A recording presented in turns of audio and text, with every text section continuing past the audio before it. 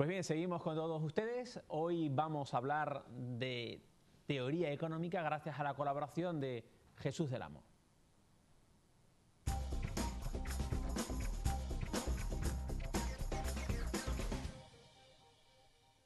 Jesús del Amo, buenas noches. Buenas noches, César. Bienvenido, gracias por aceptar nuestra invitación. A ti por invitarme. Yo te agradezco un montón que cada aproximadamente 15 días, 3 semanas, vengas a la Luna para hablarnos sobre cuestiones relacionadas con la teoría económica, para explicarnos asuntos, ¿no? Preparando un poquitín este espacio, tú nos mandas siempre la información, yo saco un ratito para leerla y preparar el asunto.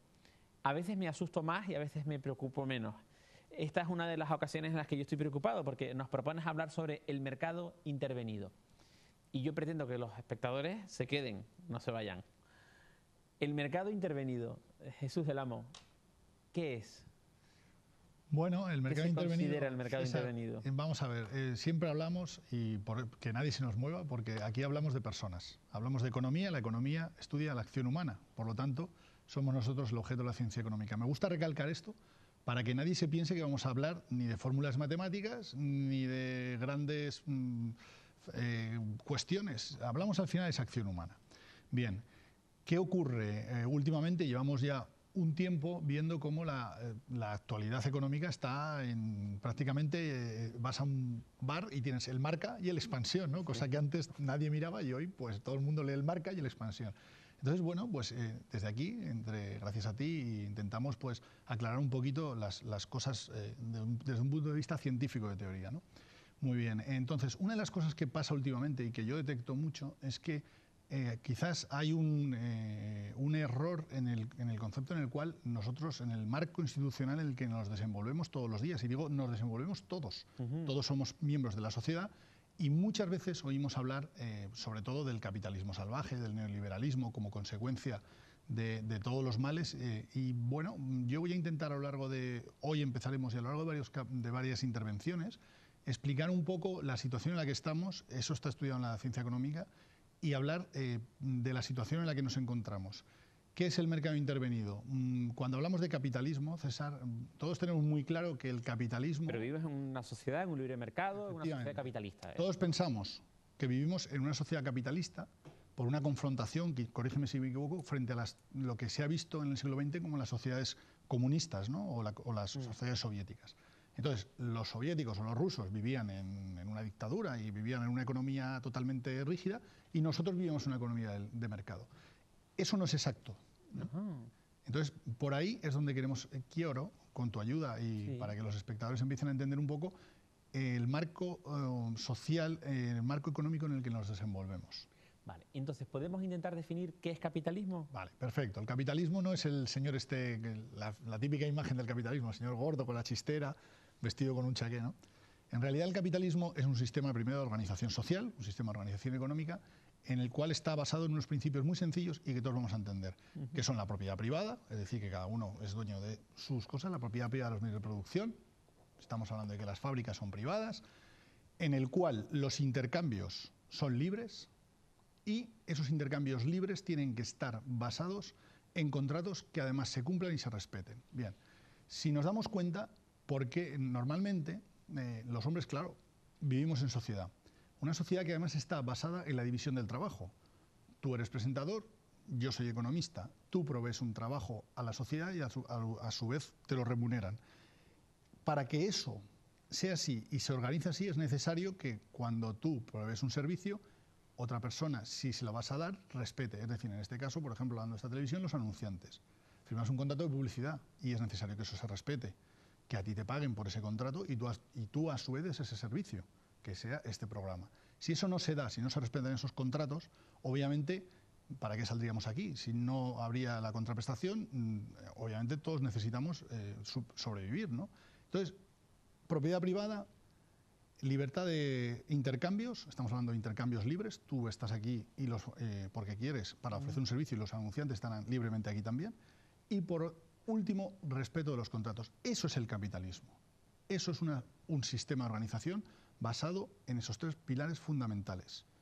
Frente a este sistema ha habido unos sistemas que todos conocemos, que son los soviéticos, los comunistas que todavía hoy imperan en determinados países, como por ejemplo Cuba, Corea del Norte, en el cual no se da eso, sino que son el Estado, la propiedad es pública, todo es público, los contratos no son libres, sino que el Estado decide qué, cómo y cuándo producir, y eso sería un Estado totalmente cerrado, soviético o comunista.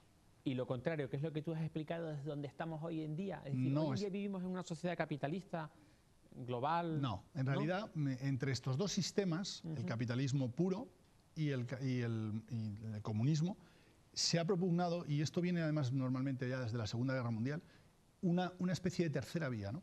En el cual hay fundamentalmente un funcionamiento capitalista en muchos sectores de la economía, pero en el cual en determinados sectores el Estado interviene en la actividad económica. ¿Dónde interviene la actividad económica? En aquellos sectores que el Estado considera que el mercado, el libre juego del mercado, no asigna o no funciona correctamente. Entonces es decisión gubernamental decidir lo que no funciona bien, ahí interviene mediante siempre la intervención gubernamental se basa en mandatos y en obligaciones, por lo tanto en coacción, el Estado impone unas leyes, impone unos reglamentos e incide. Entonces, nosotros realmente, y lo podemos ver en cualquier día a día, vivimos en realidad en un mercado intervenido, porque hay muchos sectores de la economía en las cuales no operamos de una forma libre o no asignamos las decisiones según el mercado. Ahí donde opera el Estado y donde impone el Estado, los agentes se comportan de forma distinta a lo que actuarían si no hubiera esa coacción. Ejemplos sencillos, por ejemplo, podemos hablar de una cosa, las subvenciones al transporte aéreo, ¿no? Normalmente los canarios, cuando vamos a la península, tenemos una subvención, los billetes son mucho más baratos. Ahí eso es un intervencionismo. No dejas, el Estado considera que hay que subvencionar los trayectos entre Península y Canarias para los residentes canarios. Se impone mediante una ley, por lo cual es de obligado cumplimiento para las compañías aéreas, se impone un reglamento, tú tienes que entregar tu DNI y a cambio recibes una contraprestación y una disminución del billete. Eso obviamente influye porque a la hora de nosotros comportarnos, elegir un viaje, no es lo mismo que no estuviera esa subvención que sí estuviera, porque el precio al variar incide en nuestras relaciones. Eso es un ejemplo de intervencionismo.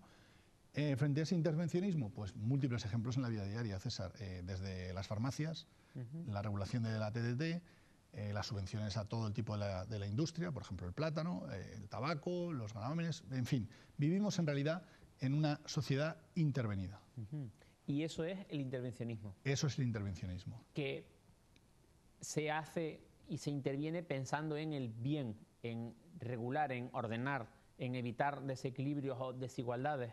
Bueno, sí, ese es el argumento. Todas las personas que abogan por el intervencionismo abogan efectivamente por lo que tú estás diciendo, por el bien común, por el bienestar, por lo que sea. Pero hay que dejar muy claro una serie de cosas. Primero, que el Estado allí donde interviene mediante coacción e imposición, es de obligado cumplimiento.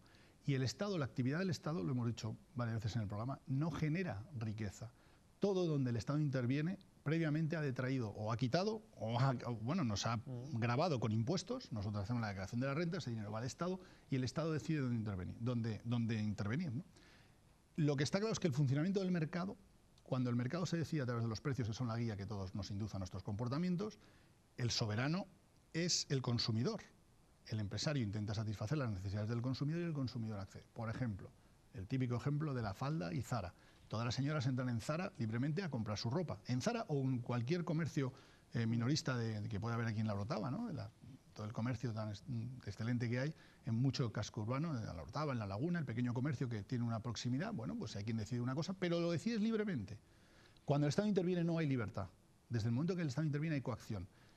Ahora bien, no entraríamos a juzgar si eso es bueno o es malo. Simplemente desde el punto de vista de la teoría económica vemos que hay una coacción y que ahí se incide. Se quita la soberanía del consumidor, la soberanía de todos, porque todos somos empresarios y consumidores, y se sustituye por la voluntad de un órgano central, de un planificador o de un político.